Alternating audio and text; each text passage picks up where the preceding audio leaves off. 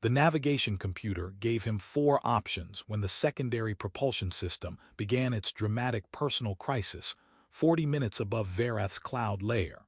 And Callum Bryce reviewed all 4 with the rapid, practiced attention of a man who has been alone in small spacecraft, long enough to know that the universe generates emergencies without consulting your schedule. Option 1 was to attempt a burn on the primary thruster array at a compensation angle that the computer rated as having a 31% chance of successful orbital correction, and a 69% chance of what the computer, with the flat honesty of a system that did not do euphemism, labeled as unrecoverable trajectory event.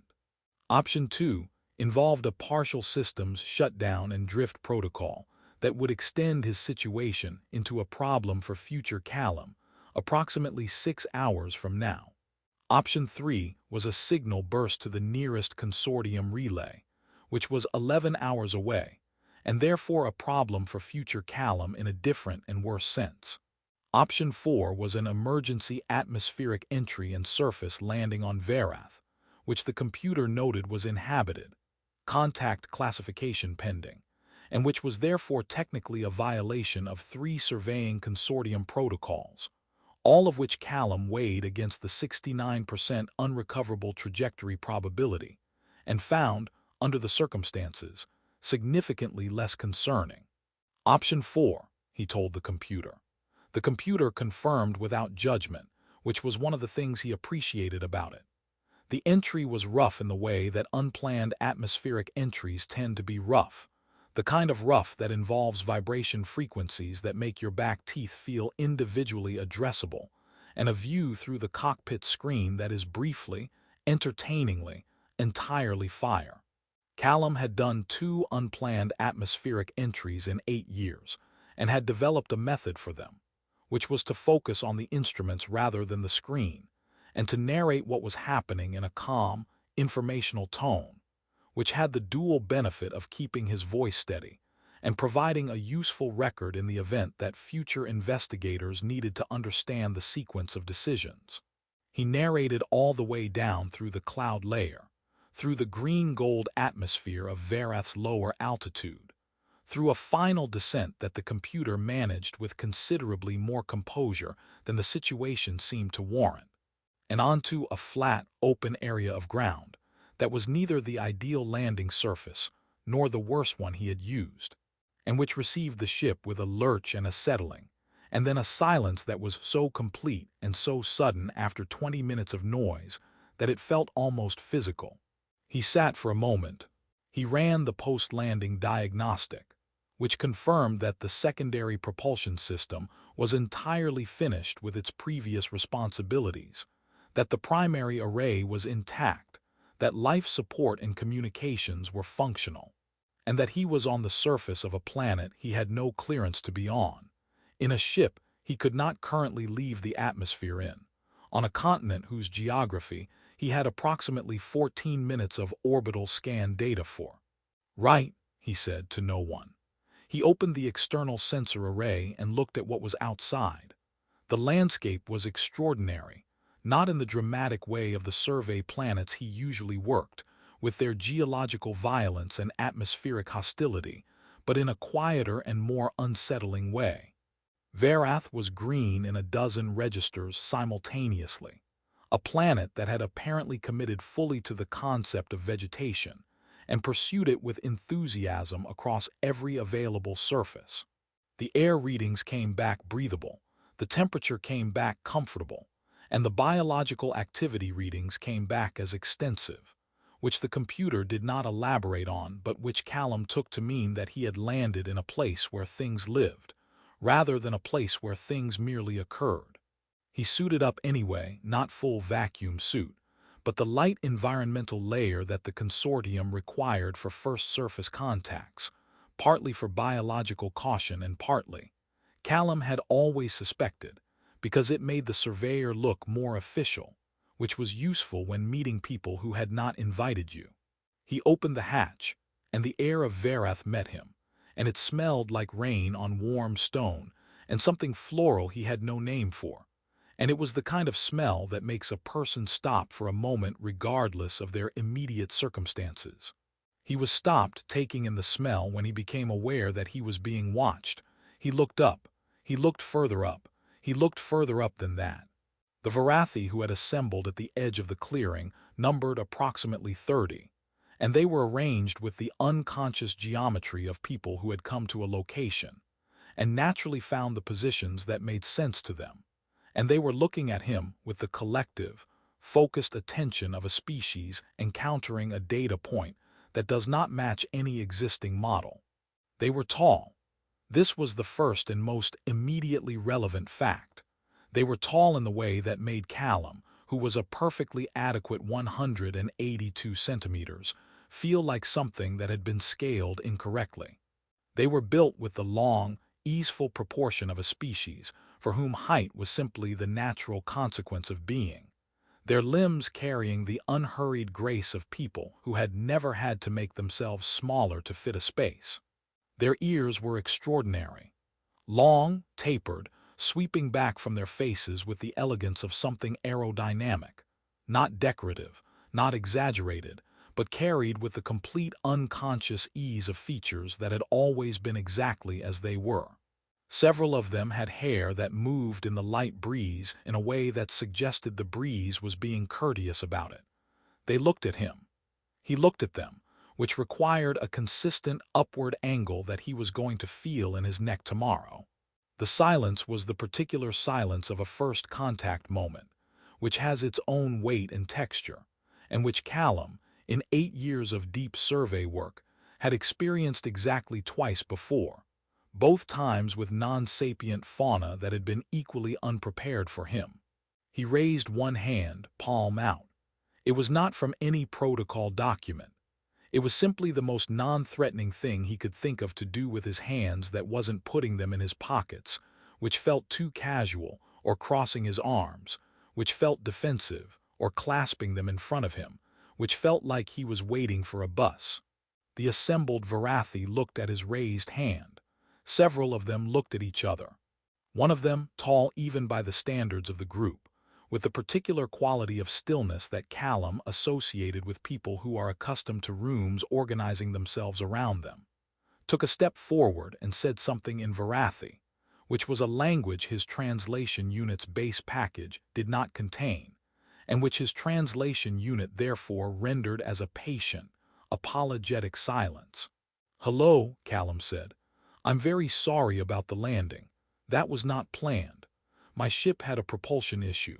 I'm Callum Bryce, independent survey cartographer, and I have absolutely no agenda here beyond not dying in an atmospheric entry event." His translation unit produced this in its best approximation of the Verathi language, drawing on the 14 minutes of passive audio it had been collecting since his sensors came online.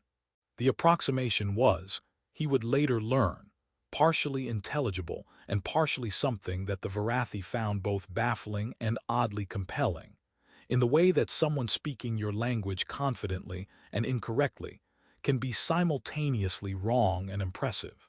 The tall woman at the front of the group listened to the translation. She looked at him. She said something else, in a tone that carried the quality of a decision being made, and the group around her shifted slightly in a way that Callum's instincts, honed by years of reading situations in places where the situations could kill him, read as not hostile. Cautious, fascinated, thoroughly, completely unprepared for him, he understood the feeling entirely. "I'm also going to need somewhere to park my ship," he said, "if that's all right." His translation unit attempted this.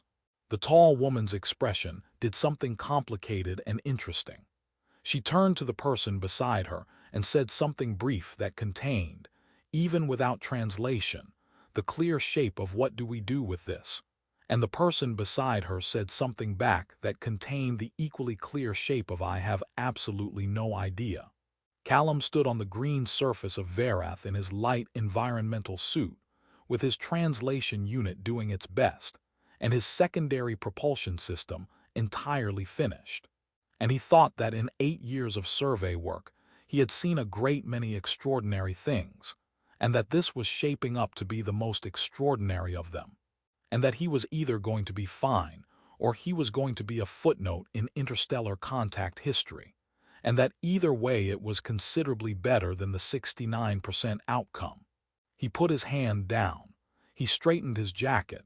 He waited, which was the one thing he was certain was correct, and which had the additional benefit of giving his neck a rest.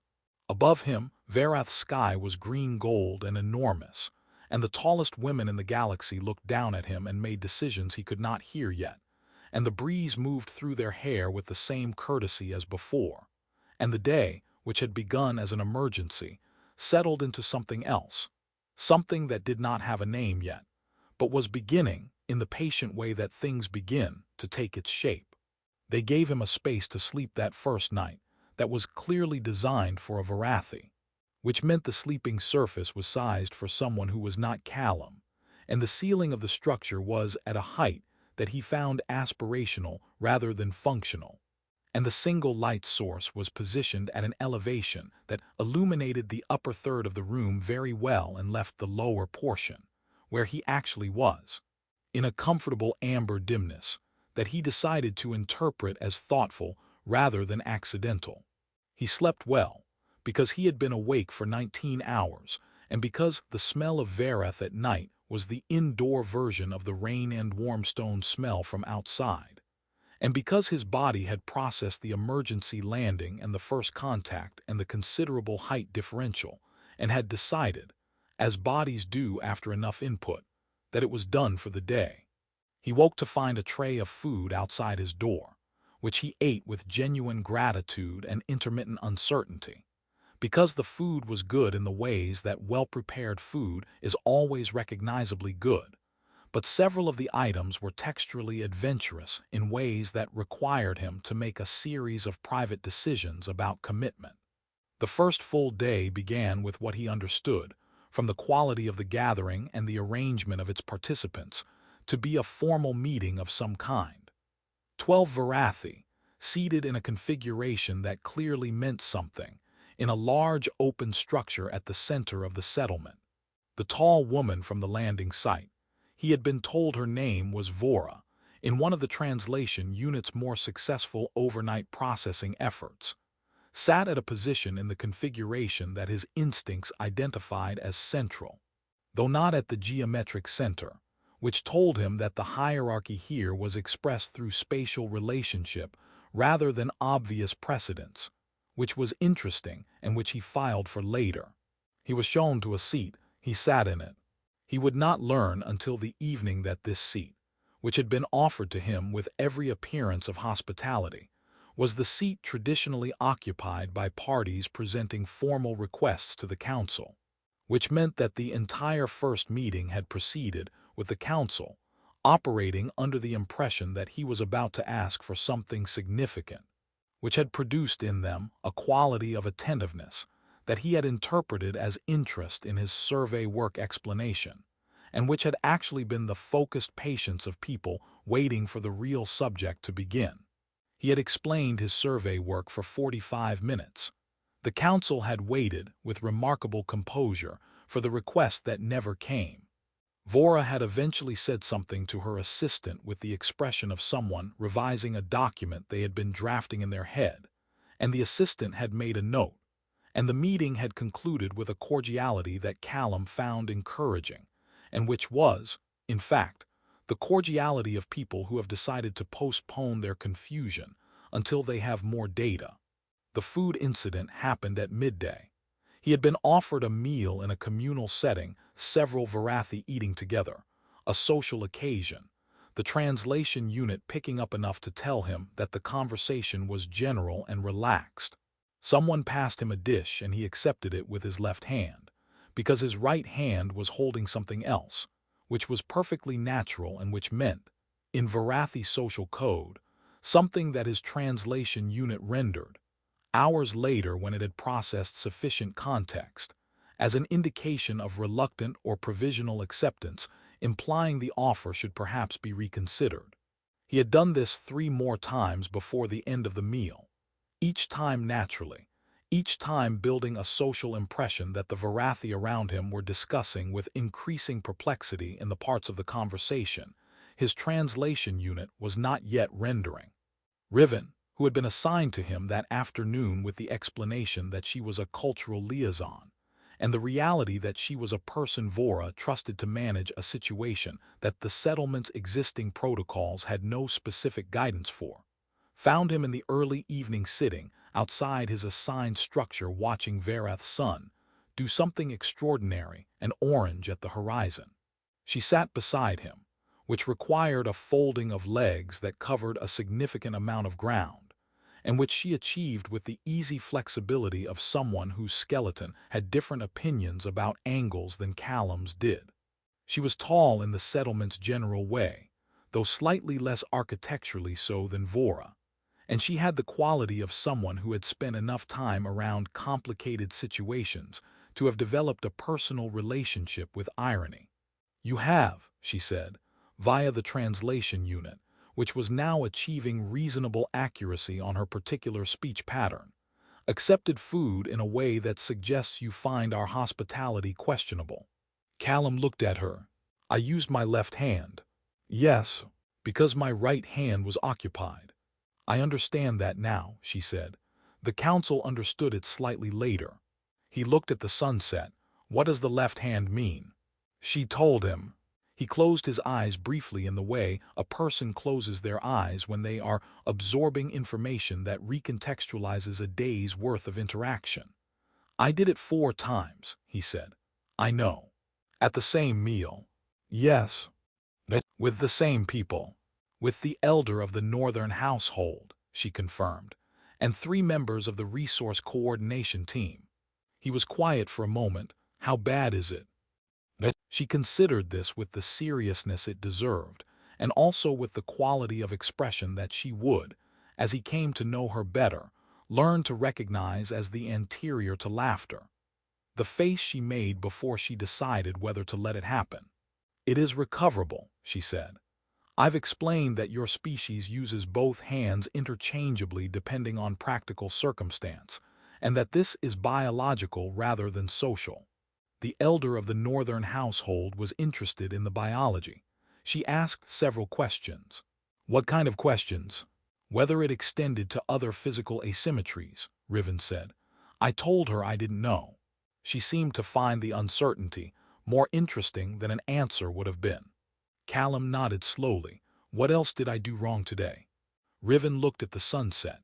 "You made direct eye contact with Vora during her formal address this morning." "Is that bad?" "It is," she said. "The Verathi equivalent of standing up in a formal address and saying I accept." He turned to look at her. "Accepting what?" "That," she said, with the expression winning its battle toward something, "is what Vora's assistants have been discussing all afternoon." Callum looked back at the sunset, which continued its extraordinary orange performance with complete indifference to the social complexity occurring in front of it. He thought about his 8 years of solo survey work, during which the most socially complicated situation he had regularly encountered was the consortium's quarterly video briefings, and he thought about the gap between that experience and this one, and he thought that the gap was large enough to have its own atmosphere. "Tell me everything I'm not supposed to do," he said. Riven looked at him with the full attention of someone genuinely thinking about where to begin. "That list," she said, "is going to take some time." "I have time," he said. "My propulsion system is entirely non-functional." "Then we'll start with the hands," she said, "and work outward from there." They sat in the orange and green evening of Verath while she talked, and he listened with the focused, committed attention of a man who has understood that the briefing he did not receive before landing is being delivered now, late, by someone who is finding it more entertaining than she had expected, and who is letting that show, which he decides is the most encouraging thing that has happened to him all day.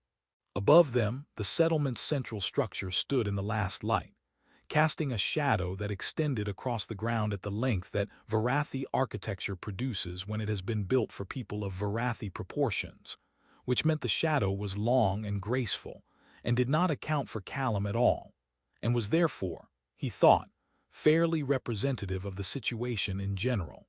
He picked up a piece of the fruit Riven had brought with her and with deliberate care used his right hand. She noticed. She said nothing, but the expression settled, finally and completely, into what it had been building toward all evening, and it turned out that Verathi laughter, when it arrived, was worth the architecture of its approach.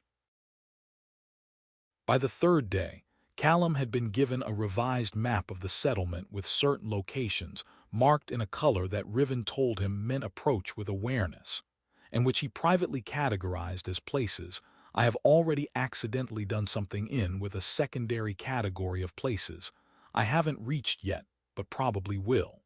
He had also been given a list of objects he was permitted to interact with freely, a shorter list of objects he was permitted to interact with under specific conditions, and a third list that Riven had presented without elaboration, and which he understood, from her expression as she handed it over, to be objects whose incidents they were not yet ready to discuss.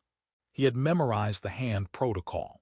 He had learned 3 essential Verathi phrases, one of which meant "I intend no disruption," and which he had used 7 times in 2 days, and which Riven had told him was grammatically correct and tonally, she would say, endearingly urgent. He had stopped making direct eye contact with Vora during formal addresses, which required a specific effort because Vora had the quality of presence that made you want to look at the person generating it, and redirecting that instinct required a conscious act of navigation each time. He had also, and this was the part he was managing with the most ongoing attention, stopped trying to help with settlement tasks unless specifically invited, because helping without invitation had turned out to be a social communication in itself, and not a simple one. Riven had explained the labor sequence situation on the second afternoon, with the careful pacing of someone delivering information they know is going to require processing time. The settlement operated on a system of communal labor that was organized not by assignment, but by a traditional sequence of participation. Who joined what task at what point, in what order, communicated through a combination of gesture and timing that the community understood collectively, and that had the quality of something so thoroughly internalized that its practitioners no longer experienced it as a system, only as the natural way things happened. When Callum had seen 3 Verathi carrying supply containers from a storage structure to the communal preparation area, and had simply picked up a container and joined them, he had inserted himself into the sequence at a specific point, and the sequence had a specific meaning for that point, and the meaning was that the person joining at that point was accepting a reciprocal obligation from the community, which the community was now honor-bound to fulfill, and which none of them, including Vora, had any precedent for extending to a human. "So they owe me something," Callum said. "The tradition says so," Riven said. "What do they owe me?" "That," she said, "is currently an open question before the Resource Coordination Team, the Elder Council, and Vora personally." "I just picked up a box." "It was," she said, with the careful neutrality of someone choosing their words, "a significant box." He had thought about this a great deal over the following day and a half, and had arrived at a position of genuine remorse about the box that he expressed to Riven, who relayed it to Vora's office, who relayed back through Riven that the remorse was noted, and that the tradition did not have a mechanism for the recipient declining the obligation, which meant the community still technically owed him something, and the open question remained open. The central structure incident happened on the morning of the 3rd day. Riven had been called to a meeting, a routine coordination thing, she had said, an hour at most, and had left Callum with his permitted object list and the revised settlement map, and the implicit understanding that an hour was not very long and that the marked locations were marked for good reasons. Callum had spent the first 20 minutes reviewing the orbital scan data from his ship systems on his personal terminal, updating his notes on Verath's geology, which was genuinely interesting quite apart from everything else. He had spent the next 15 minutes drinking what the Verathi had provided as a morning beverage, which tasted like strong tea that had decided to be more ambitious, and which he had developed a significant appreciation for. Then he had noticed, from his position outside his assigned structure, that the area around the settlement's central building had a flagging problem. The central structure was the settlement's most architecturally significant building, large, open-sided, used for gatherings and councils, and the kind of communal functions that required a space big enough to hold everyone simultaneously.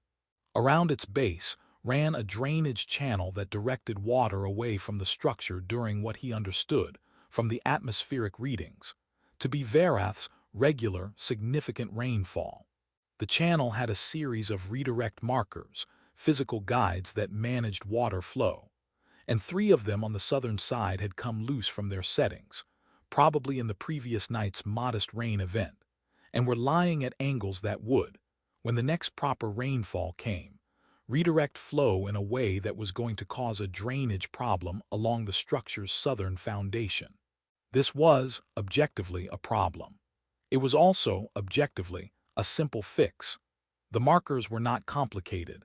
They had a visible setting mechanism, and repositioning them was the work of 10 minutes for someone with a basic understanding of drainage systems, which Callum had, because geological survey work involves a great deal of looking at how water moves through landscapes.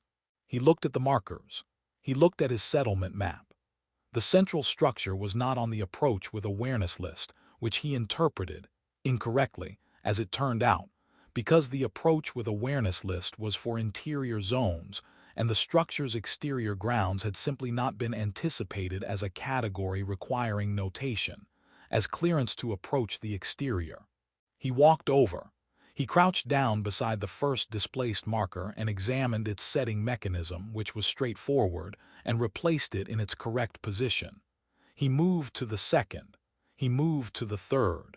He was replacing the third marker, and feeling the quiet satisfaction of a person who has identified a problem and addressed it before it became a worse problem, when he became aware that the quality of ambient sound in the settlement had changed. Specifically, it had stopped. He looked up. There were perhaps 20 Verathi in his immediate field of view, and they were all still, and they were all looking at him, and their expressions had the unified quality of people witnessing something that they are individually certain they cannot be seeing correctly and are looking to each other to confirm. Riven appeared from the direction of the coordination building at a pace that was technically not running and was also very fast.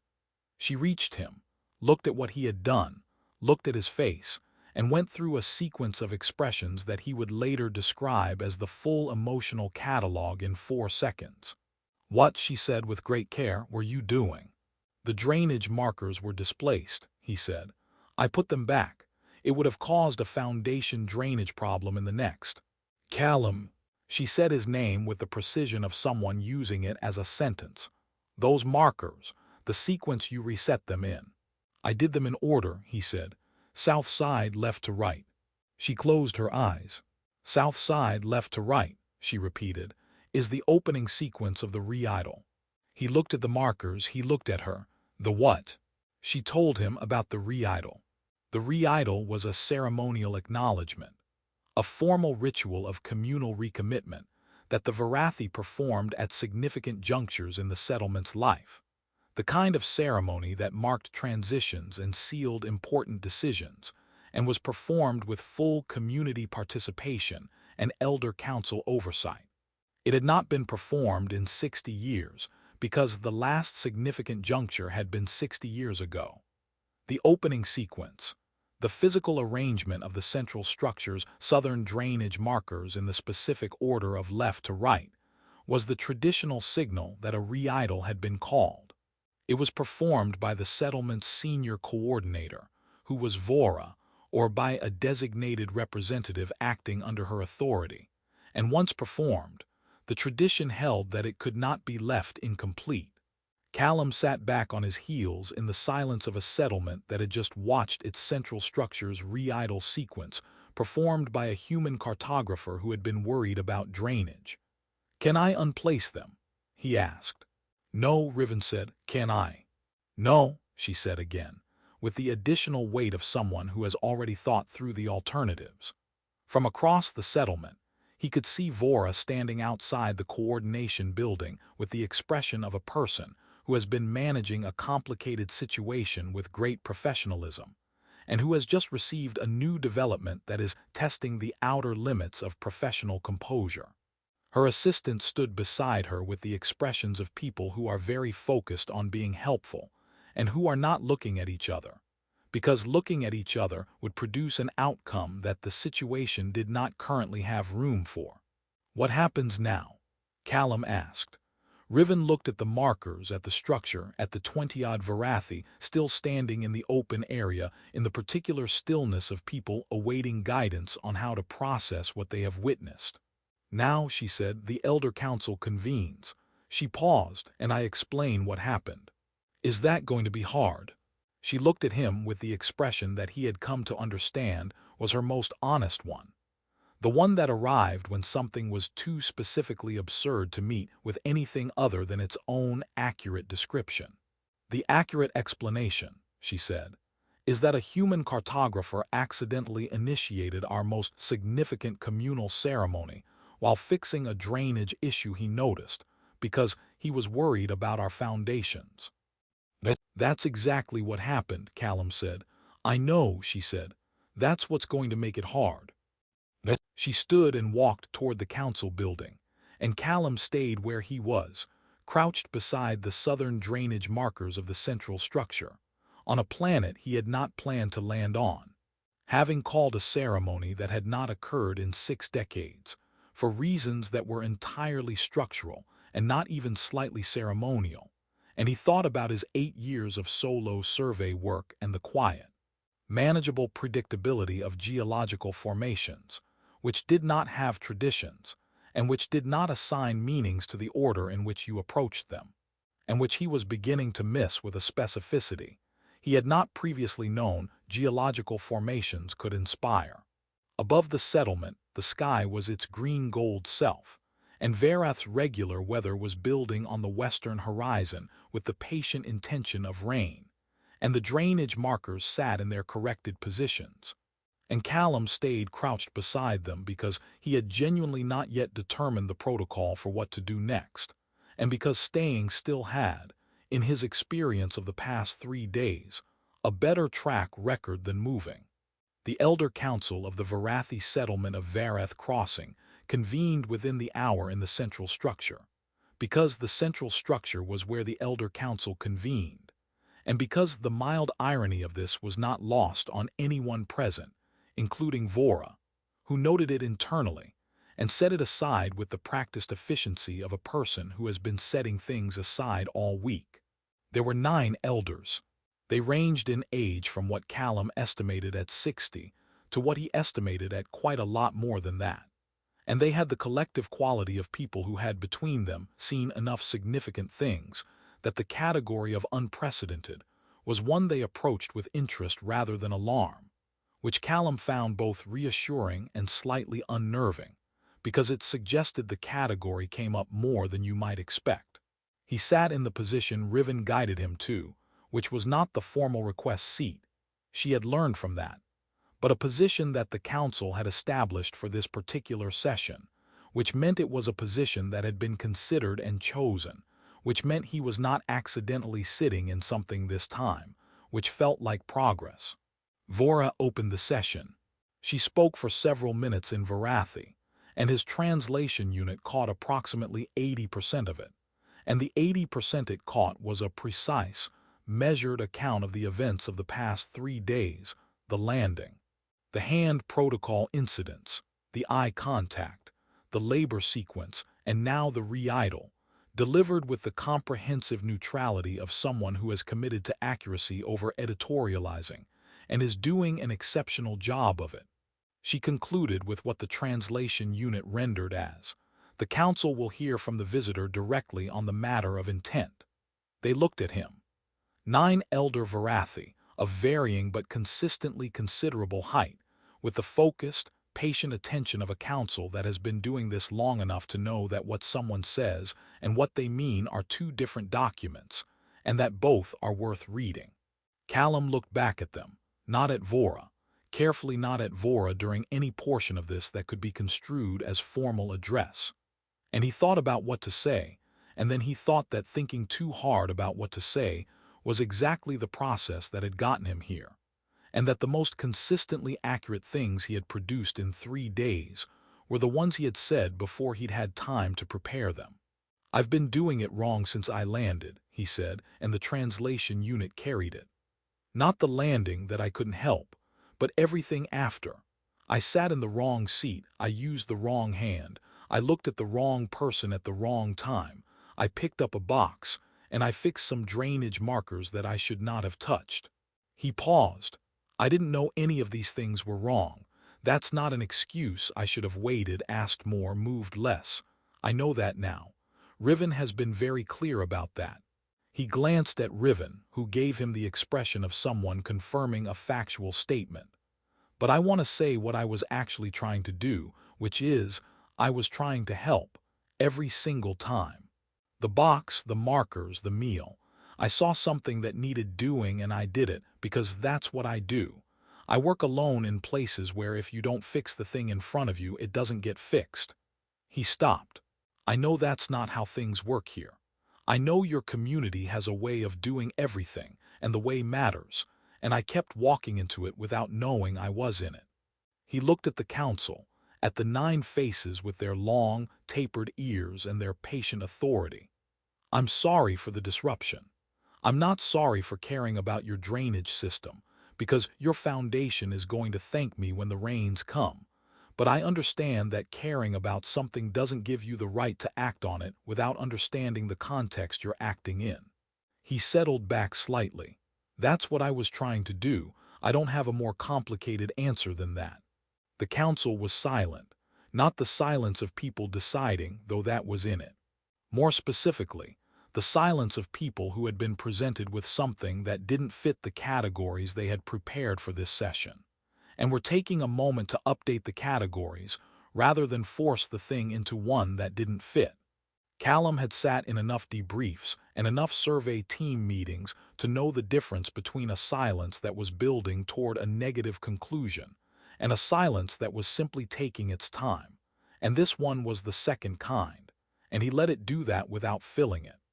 Vora said something to the council, brief and quiet, and the translation unit caught what he describes and the labor sequence, and without existing framework, and then something it rendered as a different kind of order, which Callum filed without examining too closely because he wasn't sure he was meant to have heard it. The eldest of the elders, a woman whose long ears carried the faded threading of a rank designation so old that the color had gone to silver, spoke for the first time. The translation unit worked carefully on it and produced. "The re-idol called without intention is still called.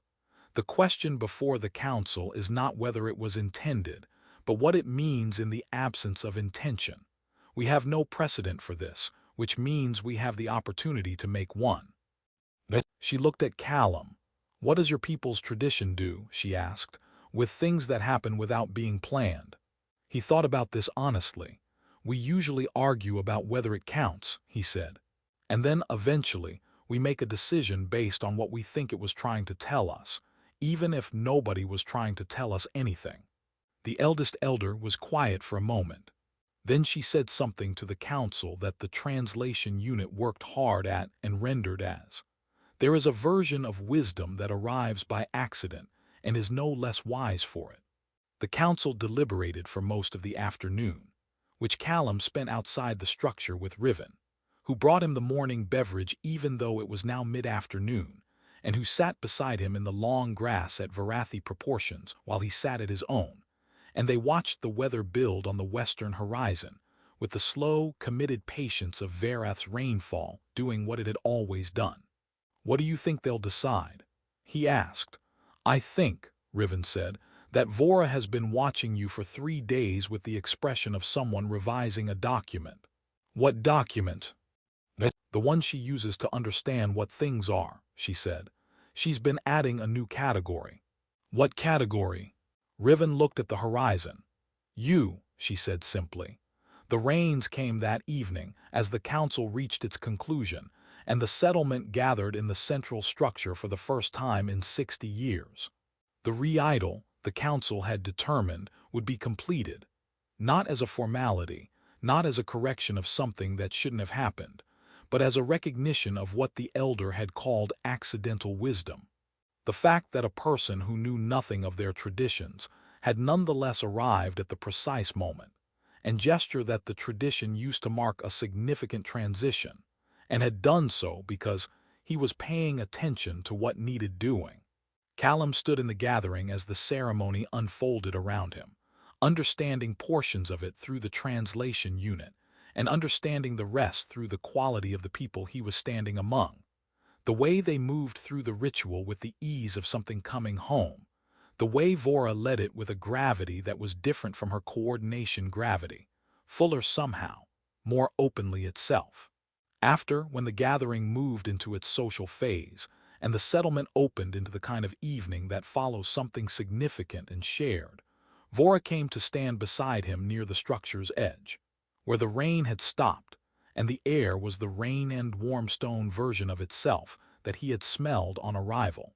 She did not look at him in the formal address way. She looked at him in the way that people look at each other when the occasion for formality has, for the moment, passed. "Your drainage repair," she said, via the translation unit, "was correct. We checked. I thought it would be," he said. "The South Foundation will thank you," she said. "That's all I wanted," he said. She was quiet for a moment. "That's not entirely true," she said, not critically, observationally, in the way of someone completing an accurate account. "You wanted to help. The drainage was the expression of it, not the whole of it." He considered this. "That's fair," he said. She looked at the rain-cleaned settlement, at the lights coming from the structures, at the Verathi moving through their evening with the communal ease of a people who know how to be with each other. "We are not easy to enter," she said. "Our ways are old and they fit us well, which means they do not easily accommodate what is not us." She paused. "You entered anyway, without knowing you were entering. That is, in its way, the most honest form of it." He thought about the landing, and the antenna, and Riven's laugh at the end of the first evening, and the box, and the drainage markers, and the council session, and all of it. And the fact that his propulsion system was still entirely non-functional, and he was still on a planet he had no clearance for, and none of that had been the most important part of any of it. "When's your engineering team looking at my ship?" he said. Something moved through Vora's composure, not the near smile from the council session, but the full one, brief and genuine, and clearly not distributed casually. "Tomorrow morning," she said. "Riven tells me your propulsion system is interesting." "It's broken," he said. "She says your technology is interesting," Vora clarified. "She's been in the ship 3 times. "I know," he said. "I gave her the access code on the second day. She looked like she needed to look at the engines." Vora looked at him for a moment with the quality of attention that had been updating its document all week. "She did," she said. "Thank you for knowing that." The engineering team worked on the ship for 4 days, with the fascinated precision of people encountering a new class of problem, and finding it genuinely delightful, as Callum had anticipated from watching Riven's face the first time she'd looked at the propulsion array. They repaired it. They also, without being asked, made 3 improvements to the secondary system's load distribution that their own engineering logic suggested, and which Callum, reviewing their work, recognized as better solutions than the original design. He told them so. The lead engineer, a woman named Orveth who had said almost nothing to him for 3 days, and who now looked at him with an expression he recognized as the professional satisfaction of having one's work accurately assessed, said something that the translation unit rendered as obviously. On the morning of his departure, the Elder Council presented him with the formal designation, which Riven had known was coming, and had spent 2 days preparing her translation of. She delivered it to him outside his assigned structure while the settlement prepared itself in the background. "It's 2 words in Vilthari," she said, which he understood she meant Verathi, and which he filed as a translation artifact. They don't translate cleanly into a single concept in your language. The closest I can give you is something between the one who moves without knowing the steps and the one who dances anyway.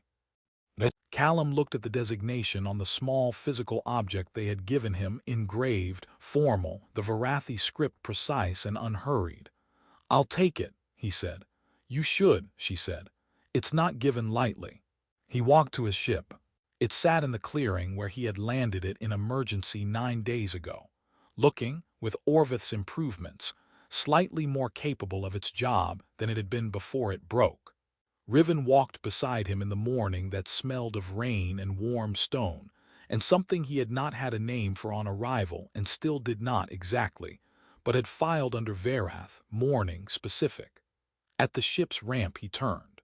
Vora was standing at the settlement's edge, in the position that her spatial relationship to things occupied when she was observing rather than presiding, a distinction he had learned to read. She looked at him across the clearing with the full, considered attention of a person who has updated a significant document and is still, in the patient and ongoing way of honest thinking, deciding what it means.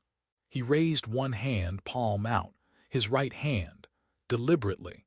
Riven made a sound beside him that was the full version of itself, unguarded, the laugh that had been building since the first evening. He walked up the ramp. He ran the pre-flight checks, which the system completed in nominal time with the additional satisfaction of Orvith's load distribution improvements, running cleanly through the secondary array. He lifted off in the green-gold morning of Verath, and the settlement fell away below him, and the clearing, and the central structure with its corrected drainage markers, and Riven's upturned face, and Vora at the settlement's edge. He set his course for the nearest consortium relay and opened his log, and began dictating his cartographer's notes on Verath, which was listed in his navigation charts as inhabited contact classification pending, and which he was now, with the specific and earned authority of someone who had been there, going to reclassify. He thought about the designation, about moving without knowing the steps, about dancing anyway.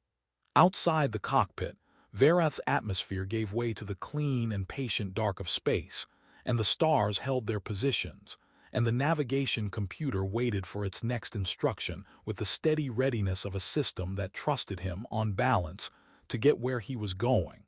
He always did, eventually.